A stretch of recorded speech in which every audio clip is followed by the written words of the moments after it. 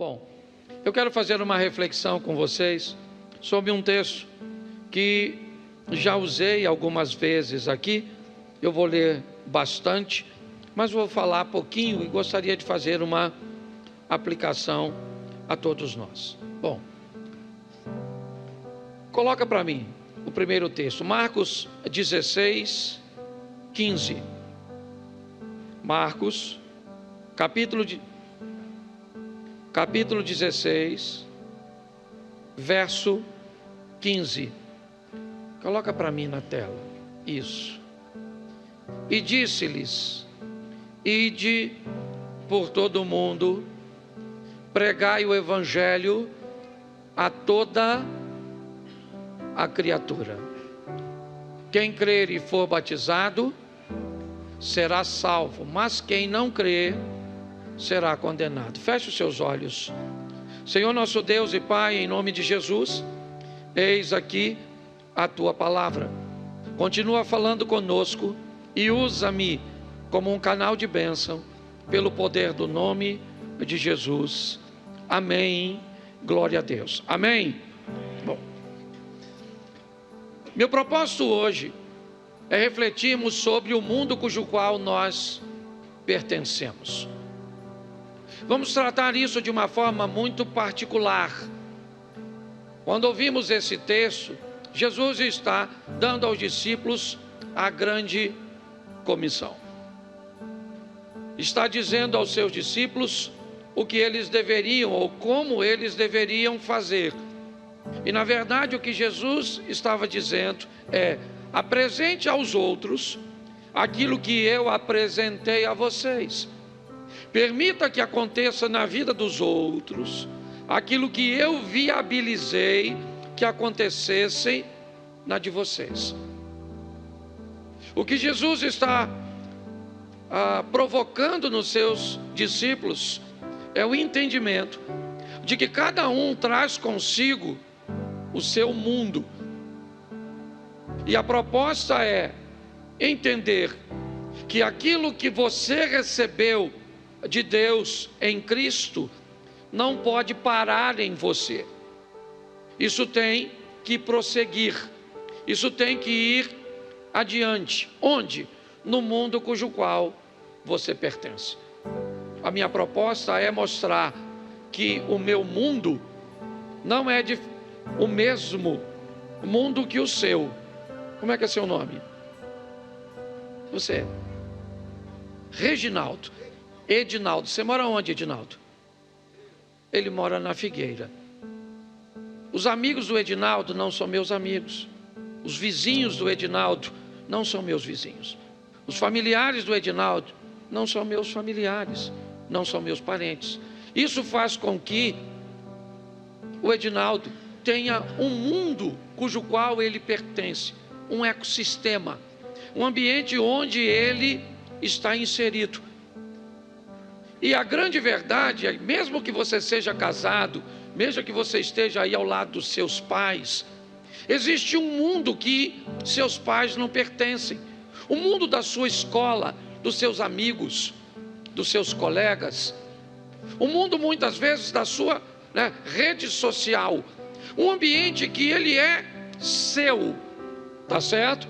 Então quando a Bíblia diz, ide por todo mundo, para algumas pessoas realmente eles serão missionários transculturais, irão para outras nações, certo? Farão missões urbanas. Mas a minha proposta é mostrar a você que você é um missionário que precisa conduzir o que você recebeu para o seu mundo.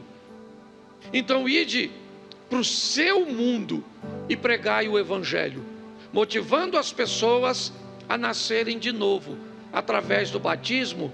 São os dois textos que nós lemos. Então a pergunta muito simples seria: há quanto tempo você anda recebendo do Senhor a palavra e o poder de Deus para agir no mundo que você pertence? E como anda este mundo depois de 6 meses que você se converteu, depois de 2 anos que você está no Evangelho, depois de 20 anos. O que acontece com as pessoas que muitas vezes não fazem parte, full time, o tempo inteiro do seu mundo, mas passam por ele? Como fica a vida de alguém que viajou com você, que sentou na mesma mesa, que almoçou, que teve algum contato com você e naquele momento ela é inserida no seu mundo? Como esses ambientes ficam? Ou será que não? A sua postura é: encontrei o Evangelho que mudou a minha vida e isso para mim basta, para mim é o suficiente, e que cada um se vire. Bom, se essa é a sua visão, isso é um pouco complicado. Mas também é importante nós entendermos a dificuldade que temos quando somos inseridos ou vamos ter que mudar um mundo cujo qual nós não temos muita familiaridade. Então eu separei alguns textos e eu quero que coloque Atos 10, o verso 14, e depois nós vamos voltar em Atos 9, 13, tá bom? Então Atos 10, 14. Mas Pedro disse: de modo nenhum, Senhor, porque nunca comi coisa alguma comum ou imunda. Essa é uma aplicação que Deus está fazendo com o apóstolo Pedro, certo? Deus está querendo que Pedro pregue para alguém que não faz parte de seu mundo. É Cornélio, um oficial romano. Ele não é alguém que Pedro acha que merece receber a palavra da salvação. A mente de Pedro não está adaptada para isso. Então Deus vai usar uma ilustração para fazer com que Pedro vá pregar a palavra, vá transmitir a Cornélio aquilo que ele recebeu do Senhor. Mas inicialmente, se dependesse de Pedro, Pedro não iria. Essa expressão, de modo nenhum, Senhor, você pode trocar, porque nunca comi coisa alguma comum e imunda, para eu não vou pregar para alguém que não é judeu. Eu não vou levar a palavra da salvação para esse cara, porque eu acho que ele não merece. Nós precisamos estar muito atentos a pessoas que vão fazer parte do nosso mundo por algumas horas, por alguns momentos, e podemos marcar a vida dessa pessoa para sempre. No último domingo desse mês, no dia 29, no fechamento do mês de aniversário da igreja, eu estou trazendo um pastor aqui chamado Samuel Bezerra. Ele é de Pindamonhangaba, em São Paulo. Eu não conheço Samuel pessoalmente. Eu só vi Samuel uma vez pessoalmente, na Assembleia de Deus, aqui da Pedreira. Na época, o pastor era o pastor Lorival Machado. Meu pai era diácono dessa igreja e me convidou para uma conferência onde pregava o Samuel.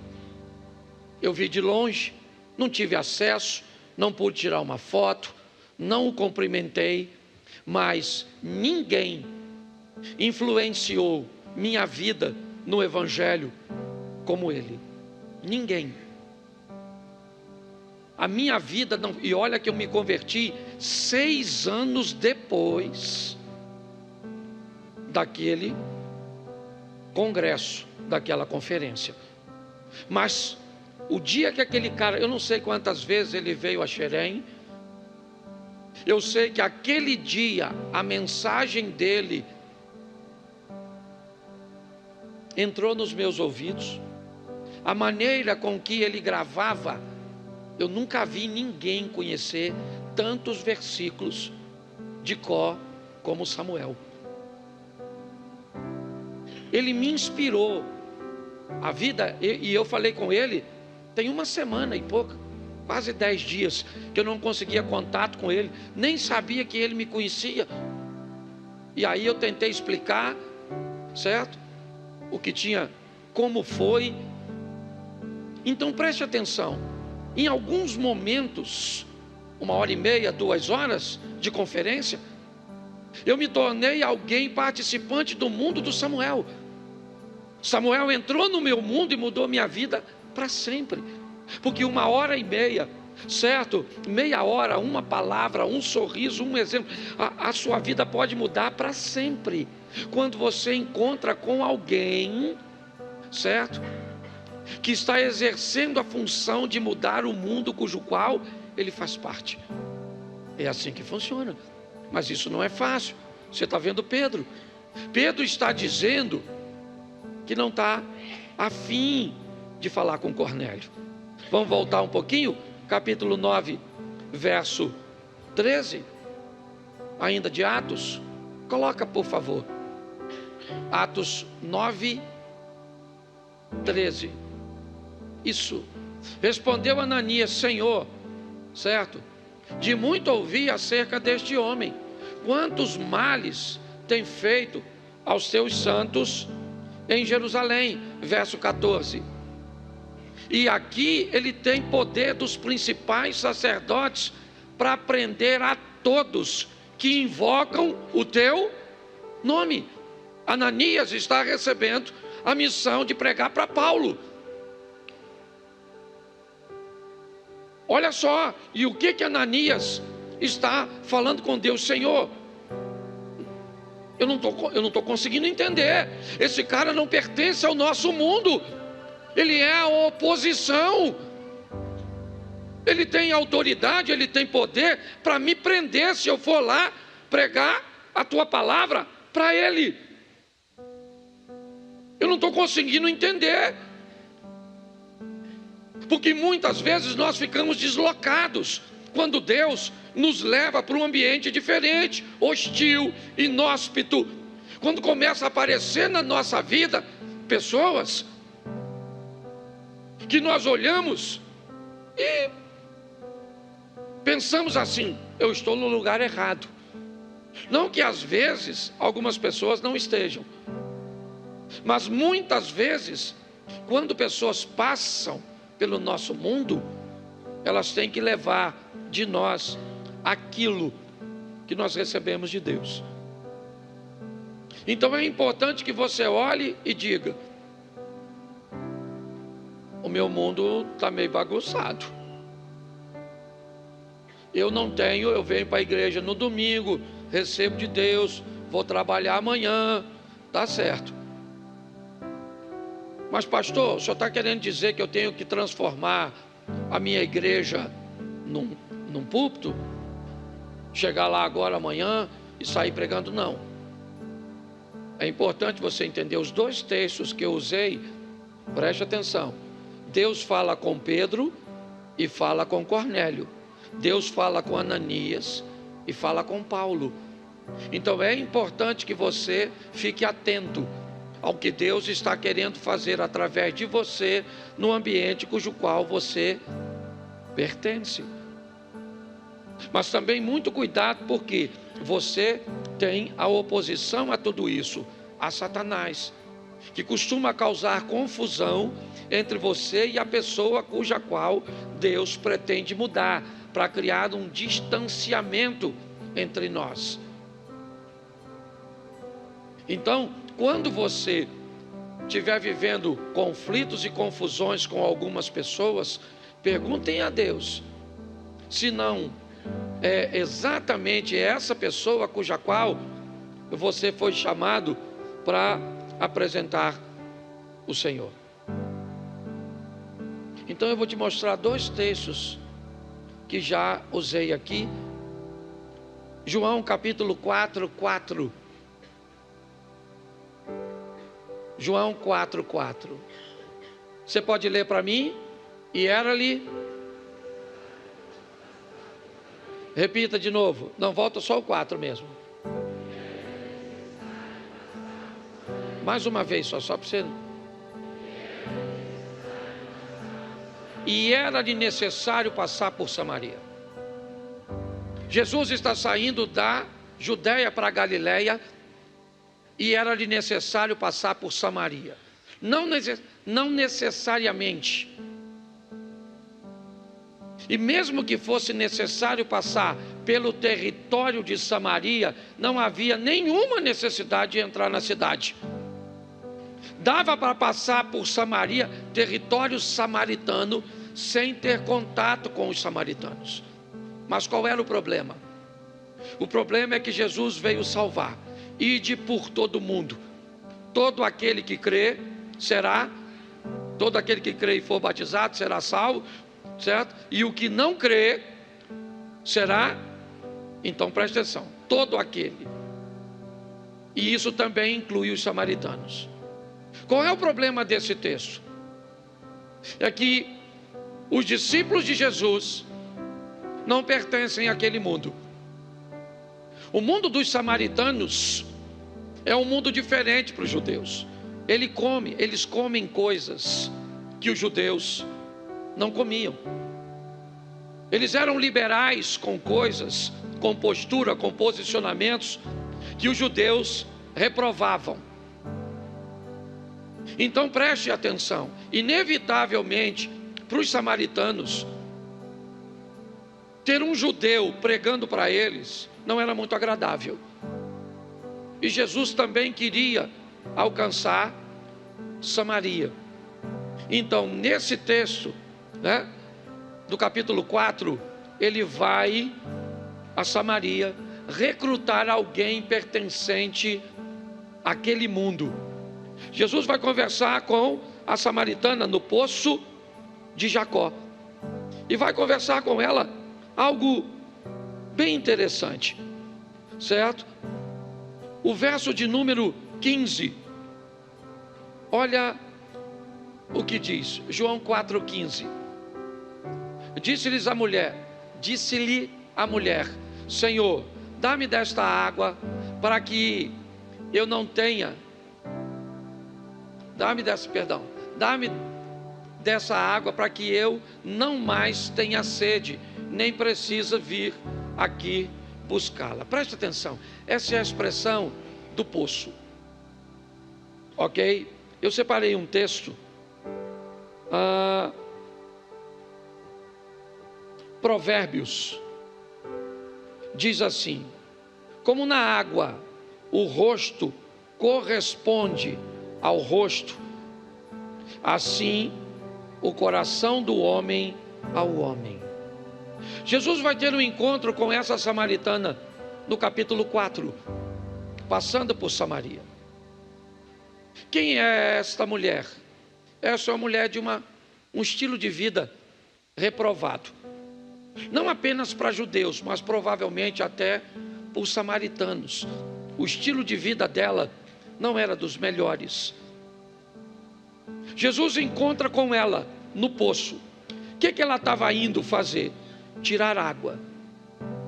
Era isso. Qual é o problema? Ela tem um problema quando vai tirar água. Provérbios nos diz que na água você vê o que ela está refletindo. Então, alguém aqui já tirou água no poço? Me ajuda aí. Isso. Lembra? Quando você colocava o rostinho no poço para botar lá a cacimba, não sei com que você pegava, o baldezinho, o que aparecia lá? A sua imagem. Todas as vezes que aquela mulher ia buscar água, ela tinha que dar uma olhada em quem? Nela mesma. E todas as vezes que ela olhava para ela mesma, ela se lembrava de quem ela era, do que ela fazia. Então para ela era extremamente desconfortável. O poço era para ela um instrumento de acusação, alguém que fazia com que ela tivesse sempre uma visão de si mesmo. Então para ela não era um ambiente muito agradável. O poço revelava a sua solidão, O poço revelava seu fracasso em conseguir alguém para construir uma história sólida, firme. E ela tinha que olhar para ela mesma. Então nada melhor do que Jesus marcar um encontro com ela num lugar onde ela se via. Sabendo quem ela era, Jesus vai recrutá-la. Por quê? Porque se ele manda qualquer outro discípulo, ela estava reprovada no teste. Porque se alguém que não for Jesus, certo? For escolhido para descobrir se você serve para ser missionário dele, tu está no sal. Porque normalmente as pessoas vão procurar em primeiro lugar os seus defeitos. Fulano? Jesus foi lá, sozinho, sozinho, ele e ela. Quando ela vai tirar a aguinha do poço, ele fala assim: você me dá um pouco d'água? Ela já ficou nervosa. Ela falou: como pois o senhor, sendo judeu, me pede de beber a mim, que sou mulher samaritana? Jesus falou: ô dona, deixa eu explicar uma coisa para a senhora. Se a senhora soubesse quem sou eu, a senhora que me pediria, aí eu te daria da água viva. Ela falou: ó, eu vou falar uma coisa para o senhor. O poço é fundo e a corda e o cântaro está comigo. O senhor não tem como que tirar, entendeu? Então o senhor não tem como me dar água. Jesus falou: não é disso que eu estou falando. Quem beber desta água torna a ter sede, mas quem beber da água que eu lhe der, nunca mais tem sede. É obviamente que ele não está falando de hidratação, né, gente? Certo? É obviamente que quem beber daquela água do poço vai continuar precisando tomar todos os dias para se hidratar. Ele está falando de realização, de felicidade, de paz, de um encontro onde você não depende mais de coisas externas para ser feliz. Certo? Ele entra na sua vida e dá a você o que deixa muitas pessoas extremamente confusas. Como você pode estar tranquilo? Como você pode estar tão feliz? Como você pode estar tão realizado se a vida não anda boa? Você fala: meu filho, eu tenho Jesus. Mas você tem dinheiro? Eu tenho Jesus. Mas você é solteiro? Sou casado, mas tem Jesus. Mas você tem filho? Tem uns 4, mas tem Jesus. Você tem sogra? Tem, mas tem Jesus. Você está desempregado? Eu estou, mas eu tenho Jesus. Pare e pense. Jesus está se apresentando a ela e dizendo: se eu te der a água que você está procurando, ela não cabe no cântaro, ela não está no poço. Mas ela não está entendendo, até porque isso não faz parte do mundo dela. Ela não tem obrigação nenhuma de entender, gente. Para ela está tudo muito confuso. Primeiro, um judeu quebrando o protocolo e conversando com ela. Segundo, pedindo água para ela. E agora começa a falar que quem tem água é ele, sem ter nada. Ela falou: esse cara não bate muito bem da cabeça. Mas quando Jesus disse: você nunca mais vai ter sede, o que ela pensou? Me ajuda aí. É agora que eu nunca mais volto nesse poço. É agora que eu nunca mais quero vir nesse lugar que me diz sempre quem eu... Isso, porque todas as vezes que um ambiente revela mesmo quem você é, fica ruim para tu. É ou não é? Fica ruim.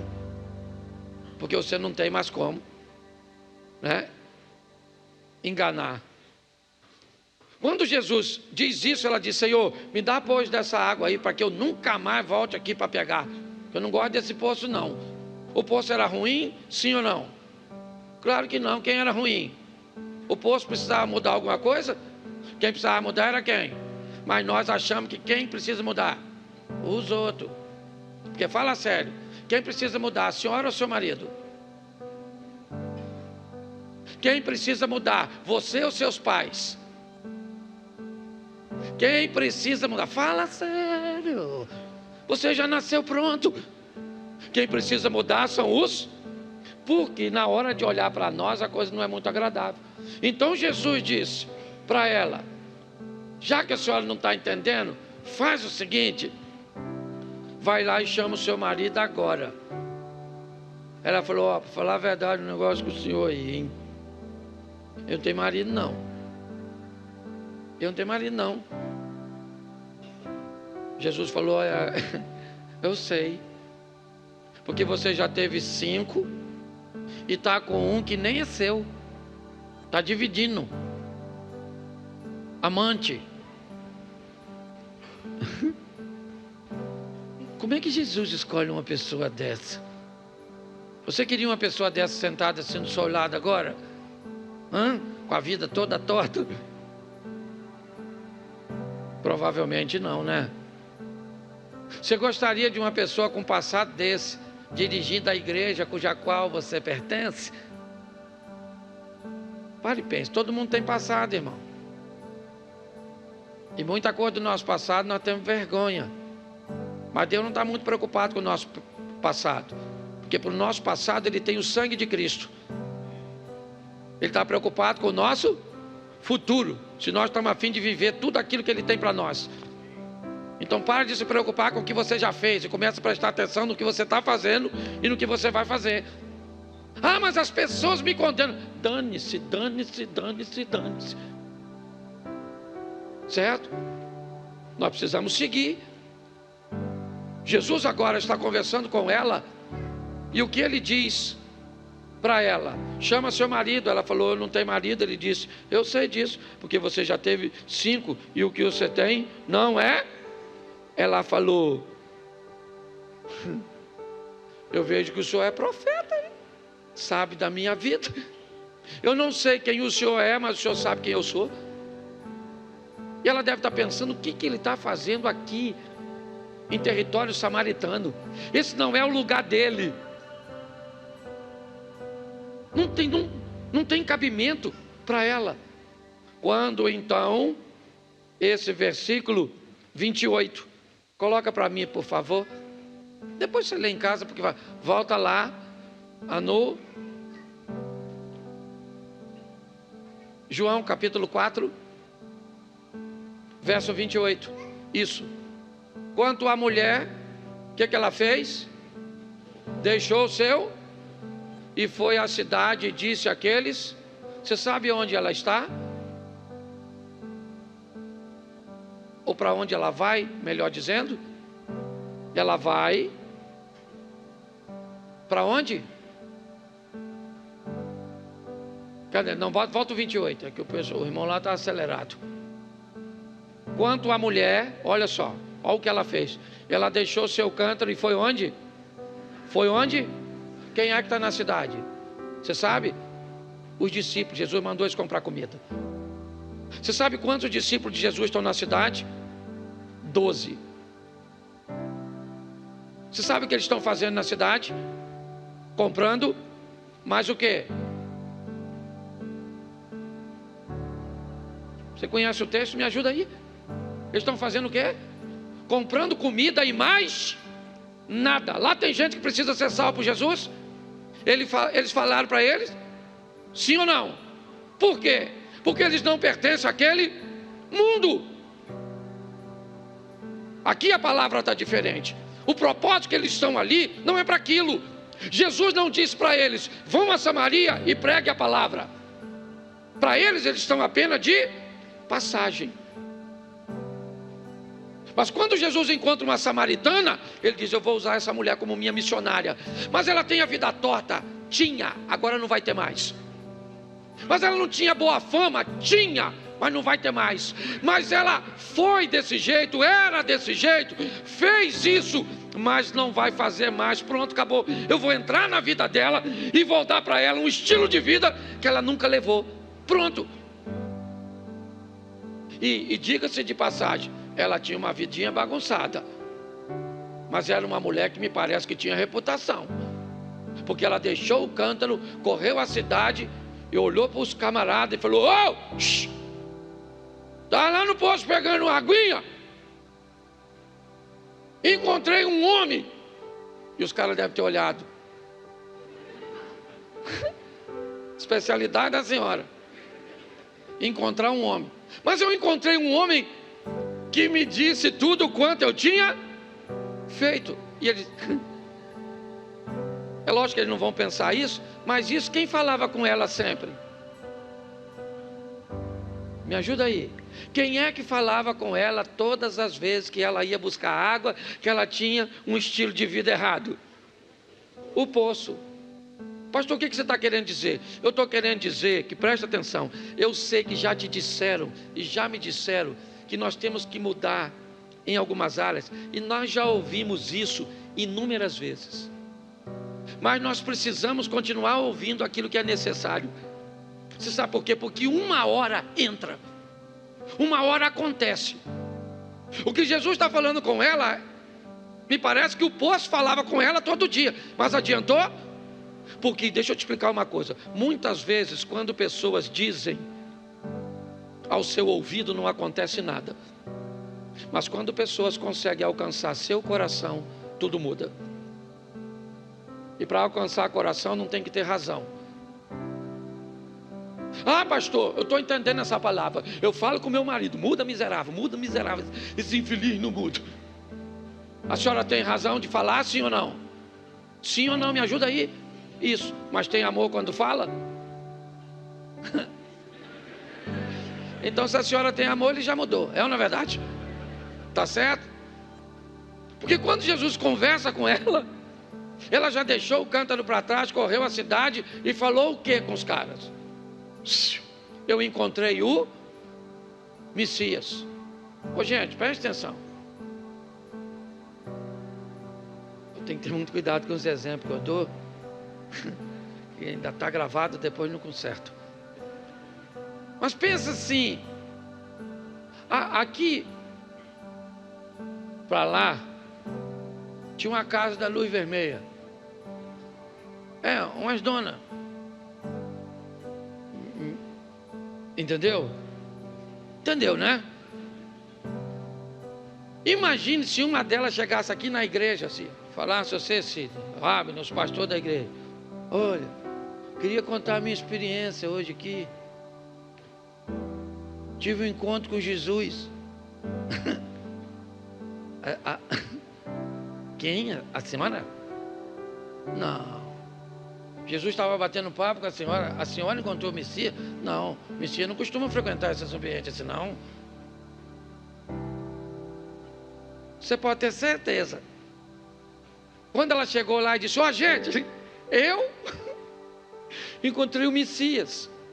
Alguém poderia dizer: não, o Messias não. A senhora pode ter encontrado outro homem, ele não, porque não faz sentido ele aparecer para a senhora. Ela disse: faz o seguinte, meu irmão, ele me disse tudo quanto eu tenho feito, tá bom? Então vamos lá e dar uma olhadinha nele. A mulher está trazendo os homens com ela. Sabe o que os discípulos estão fazendo? Comendo a comida que compraram. E Jesus não está comendo. Ele está quieto olhando os discípulos que foram em Samaria e trouxeram comida. Mas agora ele olha para a direção de Samaria e vem uma mulher que alguns minutos, talvez horas, eu não sei te precisar, vem ela trazendo o que ela traz consigo? Seu mundo. Ela foi buscar seu mundo. Ela foi lá no mundo dela. Alguns camaradas podiam ter tido relações íntimas com ela. Alguns sabiam de sua fama. Sim. E agora eles vêm conduzido por ela. Uma mulher conduzindo os homens até Jesus. Que homens são esses? Seu mundo. É o mundo dela. E como é que o mundo dela se transformou? Bom, ainda não deu tempo do que Jesus entregou para ela no poço fazer efeito. Isso aí é. Jesus disse: olha, eu vou te dar da água aqui Nunca mais você tem sede. Ah, mas cadê a água? Bom, eu posso te dar essa água. Cadê seu marido? E aí a conversa muda. Nossos pais dizem que é nas montanhas de Samaria, vocês dizem que em Jerusalém. Eu queria saber onde é que um adorador deve adorar. Jesus disse: ora vem que nem em Samaria, nem em Jerusalém adorareis o Pai, porque o Pai anda buscando verdadeiros adoradores, que o adore em espírito e em verdade. Jesus começa a explicar a ela. Foi só uma explicação. Ela vai para a cidade um tempo bem pequeno. Não deu tempo dela ter testemunho para isso. Não deu tempo. Não deu tempo dela mostrar para aqueles homens o quanto ela mudou de vida. Não.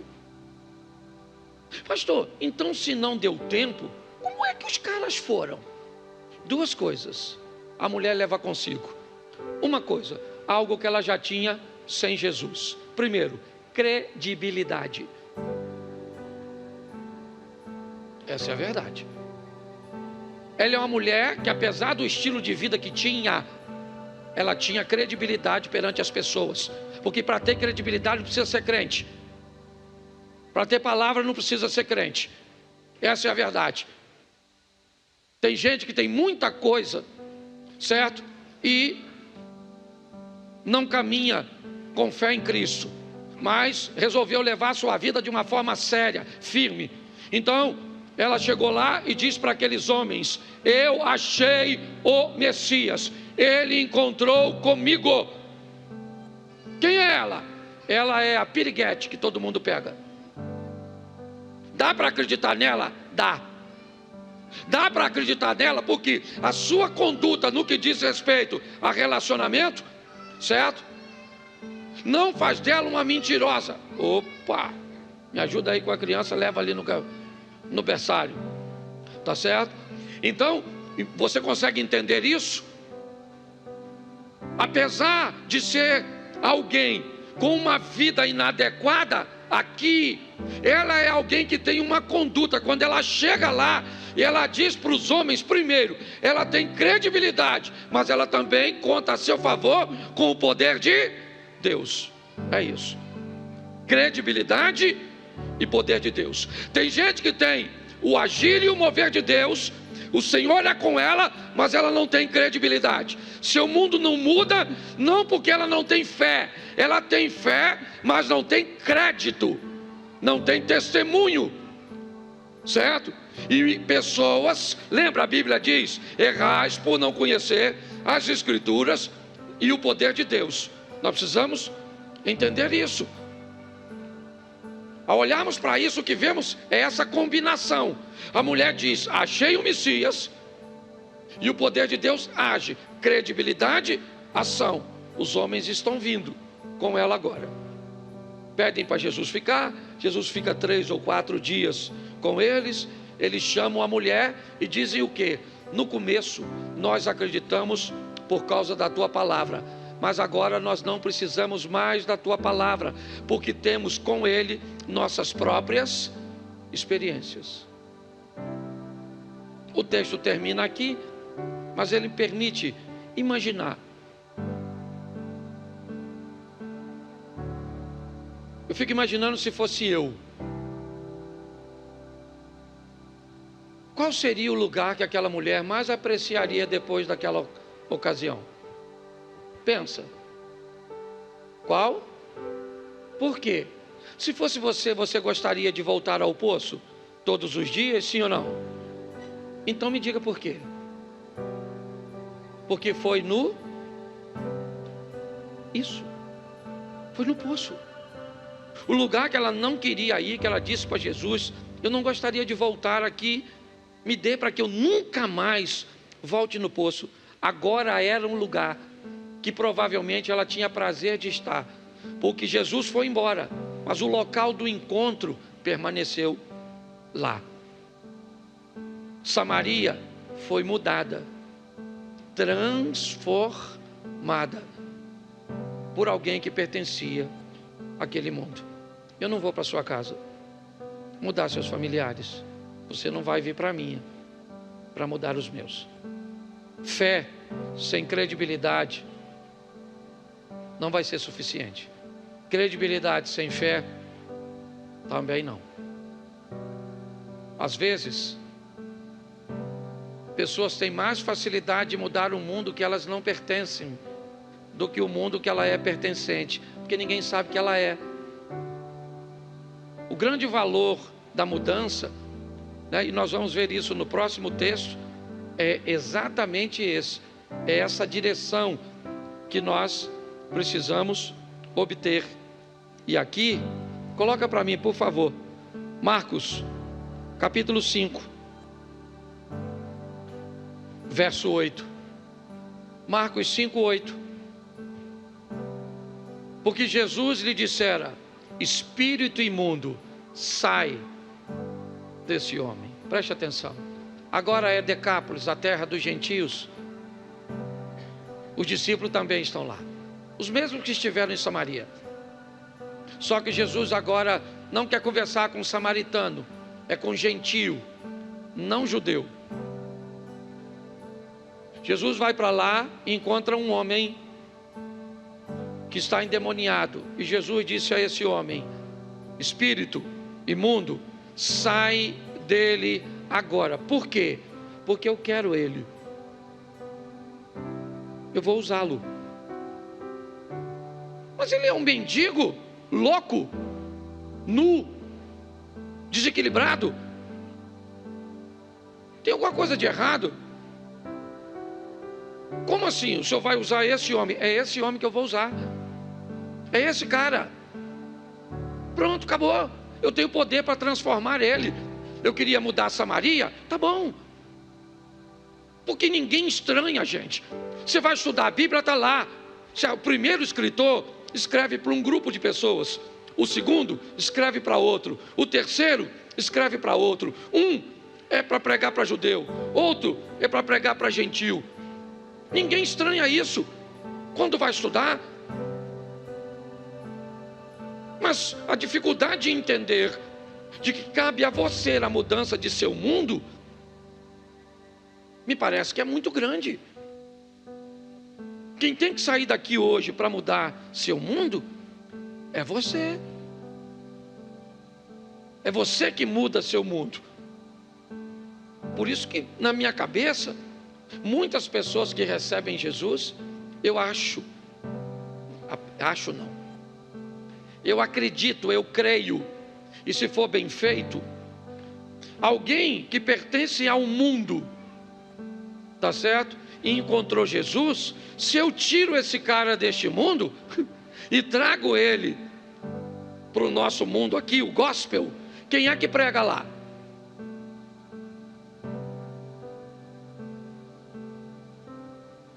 Há um tempo atrás eu falei isso com um amigo. A esposa dele é famosa e canta num ambiente, e ela se deu como convertida, tá certo? Isso a gente não questiona. Mas aí ele tem um sonho de que ela pare de cantar no ambiente secular e venha cantar na igreja. Parece bonito, sim ou não? Sim ou não? Aliás, foi isso que nós sempre fomos ensinados. Se converteu, sai de lá e vem para cá. Mas aí eu pergunto a você: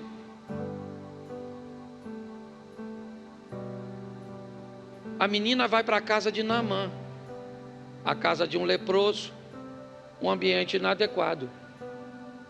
E aí? A casa de Naamã passou a ser o mundo daquela garota, sim ou não? Então a lepra de Naamã não pegou nela, mas a fé dela pegou em Naamã. Então a minha cabeça, ao invés de tirar alguém desse ambiente, por que não trazer essa pessoa para o nosso ambiente, prepará-la, treiná-la, forjá-la e devolvê-la? Agora você não canta esse tipo de música, agora você não tem esse tipo de vocabulário, agora você não veste esse tipo de roupa, mas vai para lá. Vai para lá, certo? E mostre lá o que o Senhor fez por você aqui. Olha só. Este homem, certo? Jesus vai lá e diz: espírito imundo, sai dele Agora, verso 19, ainda de Marcos 8. Vamos lá? Isso. Jesus, porém, bota o 18, para o pessoal entender o que está acontecendo. Ao entrar Jesus no barco, suplicara o que fora endemoniado, ok? Que o deixasse estar com ele. Fora. Ele andava pelado, agora está vestido. Andava como um louco, agora está são. Jesus está com ele, tá certo? E Jesus diz para ele: eu estou indo embora. Ele então suplica a Jesus, certo? Me deixa ir com o Senhor, me leva contigo, me tira daqui, me leva para a igreja, me leva para esse ambiente. Eu quero entrar nesse barco, eu quero ficar com você aqui, Jesus.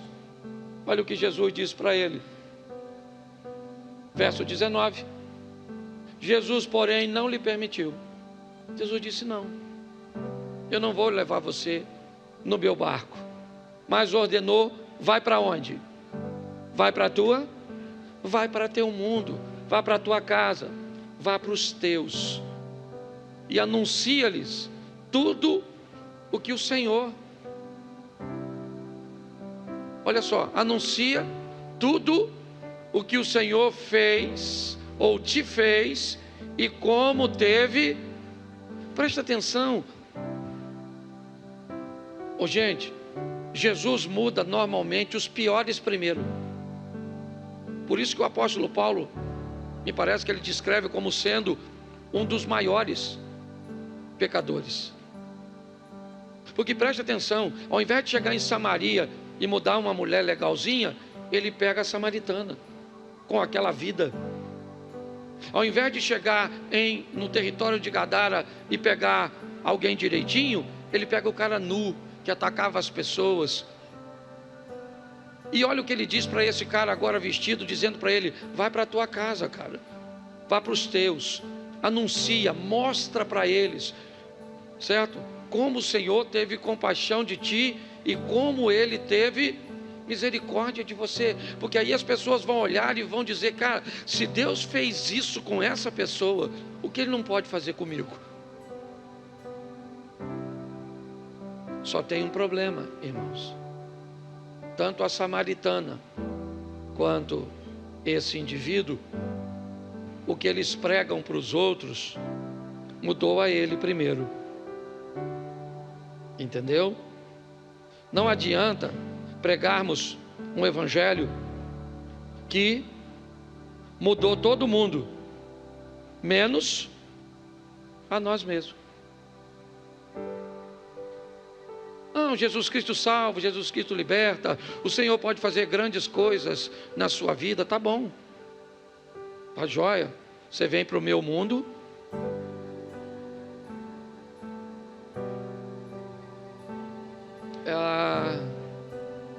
aqui a gente acaba conhecendo muita gente, e eu acabo conhecendo muita gente por causa do nível de influência que acabei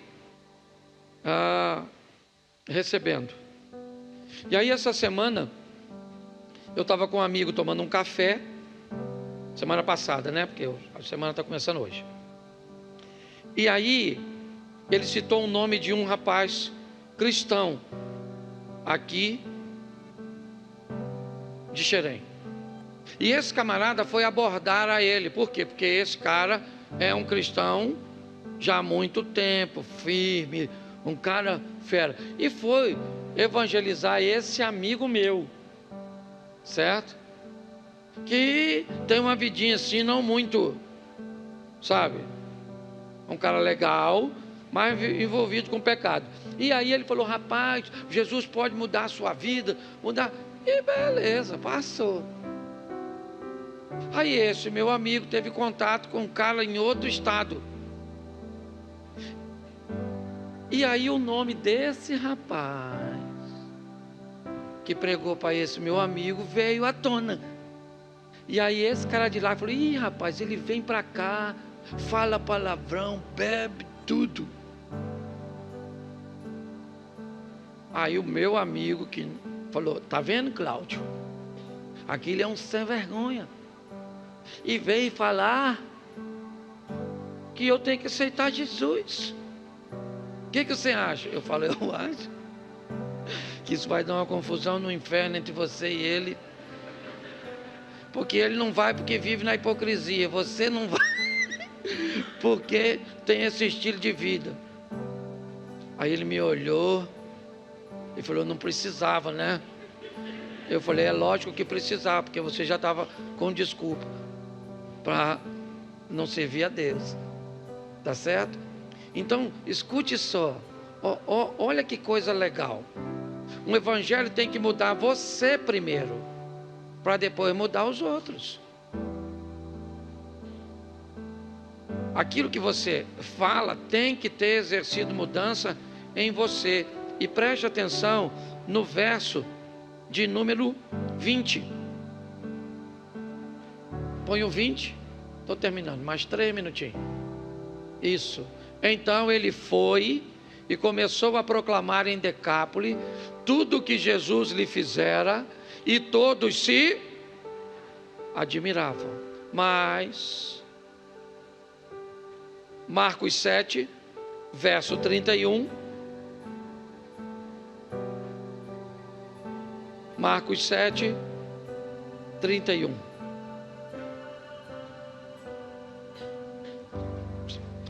Pode voltar para o 20, por favor? Capítulo 5, verso 20. Só para que eles consigam entender. Marcos 5, 20. Só para me ver como é que está o texto. 5, 20. Então ele foi e começou a proclamar onde? Onde? Ele começa a proclamar onde? No verso 20 do capítulo 5. Agora sim, o capítulo 7 e o verso 31. Isso. Do capítulo 5 para o 7, conta-se aproximadamente 2 anos e meio de diferença entre as duas histórias. Aproximadamente 2 anos e meio depois de Jesus ter ido lá em Decápolis, ter dito a ele, vá para a tua casa, para os teus. Ele começa, como nós lemos, capítulo 5, verso 20, em Decápolis. 2 anos e meio depois, aproximadamente, o verso 31 do capítulo 7. De novo, retirou-se Jesus das terras de Tiro e foi por Sidom até o mar da Galileia, atravessando o território de Decápolis. 2 anos e meio depois, Jesus volta, certo? No território de Decápolis. E aí então, capítulo 8, e a gente encerra aqui. Verso 1. 8:1. Naqueles dias, quando outra vez se reuniu grande multidão, e não tendo eles o que comer, Jesus chamou seu discípulo e lhes disse: tenho compaixão desta gente, porque há 3 dias permanece comigo e não tenho o que comer. Se eu os despedir para as suas casas em jejum, desfalecerão pelo caminho, e alguns deles vieram de longe. Mas os seus discípulos lhe responderam: de onde poderá alguém fartá-los de pão nesse deserto? Jesus lhes perguntou: quantos pães tendes? Responderam eles: 7. Ordenou ao povo que se sentasse no chão, e tomando os 7 pães, partiu-os, e após ter dado graças, e os deu aos seus discípulos, para que estes os distribuíssem, partindo entre o povo. Vamos lá. Tinham também alguns peixinhos, e abençoando, mandou que esses igualmente fossem distribuídos. Vamos lá? Comeram e se fartaram dos pedaços restantes, né? Recolheram 7 cestos. Vamos lá. Eram cerca de quê? Então preste atenção. O verso 31 diz que Jesus volta a Decápolis, o mesmo lugar de Marcos 5, 20, onde o gadareno, ex-endemoniado, agora missionário, começa a pregar a palavra. 2 anos e meio depois, Jesus volta, o 7, certo? 31. voltando por termo de Tiro e de Sidom, ele entra no território de Decápolis. No capítulo 8, vai acontecer a segunda multiplicação dos pães, onde a primeira foi Tápica, ou ao lado de Cafarnaum, onde Jesus pega os 2 pães, né? Ou os 5 pães e 2 peixes, distribui e sobram 12 cestos, simbolizando o ministério de transformação do mundo judaico, as 12 tribos de Israel, incluindo até os samaritanos, que mesmo que não gostassem, eles pertenciam. Mas agora, Jesus vai além. Aqui ele vai à terra dos gentios, Decápolis, a cidade pagãs. Lá não tem comida para eles. Lá o porco é elemento de sacrifício a deuses pagãos. Jesus chega lá através de um ex-endemoniado. E 2 anos e meio depois, volta, pega 7 pães e alguns peixinhos que não foram contados. Multiplica e sobra 7 cestos, simbolizando, certo, as nações pagãs daquele lado. O texto diz que quando Jesus volta 2 anos e meio depois em Decápolis, tem cerca de 4.000 homens, sem narrar mulheres e crianças. E quem foi que ficou em Decápolis para mudar Decápolis? O ex-endemoniado, um cara só. Ele começa em Decápolis o que Jesus começou na Galileia. Ele começa em Decápolis o que a mulher começou em Samaria. Ele começa em Decápolis o que a menina começou em Damasco. Ele começa em Decápolis o que Daniel começou na Babilônia, mudando o mundo cujo qual eles estão inseridos. Algumas pessoas, sua extensão de ação é maior, outras não. Outras são tímidas, recatadas, e seu mundo é composto de 5, 10 pessoas. Tá bom. Não interessa. A proposta é sempre mudar alguém. Quando Filipe batiza o eunuco de Candace, isso, certo? Faz com que agora vá para aquela região alguém transformado. O que Deus quer, meus irmãos, é mudar o mundo cujo qual você e eu pertencemos. Se você vai fazer isso ou não, eu só preciso que você não espere um missionário num ambiente cujo qual o missionário deveria ser você.